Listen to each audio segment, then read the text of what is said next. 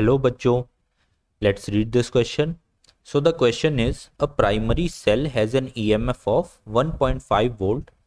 When short circuited, it gives a current of 3 ampere. The internal resistance of the cell is. Okay.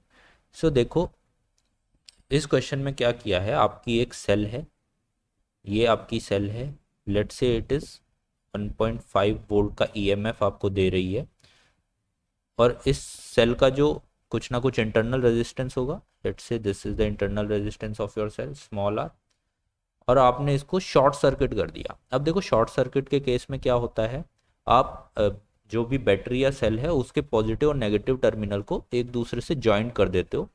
ठीक है, direct joint कर देते हो, बीच में आप कोई भी रेजिस्टेंस या कोई भी सर्किट में कोई और मेंबर नहीं रखते।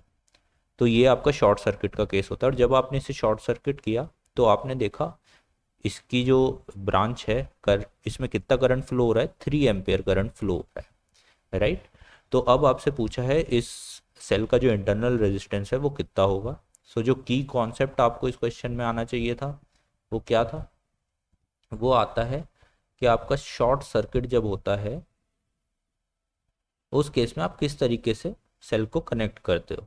ठीक है, शॉर्ट सर्किट में आपने देखो सिंपल हमने ग्राफ बना लिया है, तो अब आपको ईजिली समझ में आ रहा है, हम यहाँ पे सिंपल ओम्स लॉ लगाने वाले हैं और इस सर्किट का आर कैलकुलेट कर लेंगे, क्योंकि हम जानते हैं वी इक्वल्स टू क्या होता है, आई आर। अब ये कंप्लीट सर्किट बन गया क्योंकि करंट इसमें फ्लो हो रहा है, और वोल्टेज हमें जो प्रोवाइड हो रही है इस सेल से वो कितनी है, 1.5 वोल्ट, और जो करंट फ्लो हो रहा है वो है 3 एम्पेयर, राइट।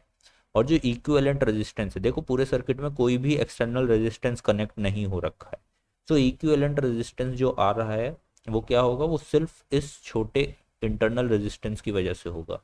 सो इस आर की वैल्यू हमें मिल जाएगी यहाँ से कितनी, 1.5 डिवाइड बाई 3, और इसको हम लिख सकते हैं कितना, 0.5 ohm, right. So this is the internal resistance of this cell, that is your option number C, 0.5 ohm. So I hope you understood this question. Good luck.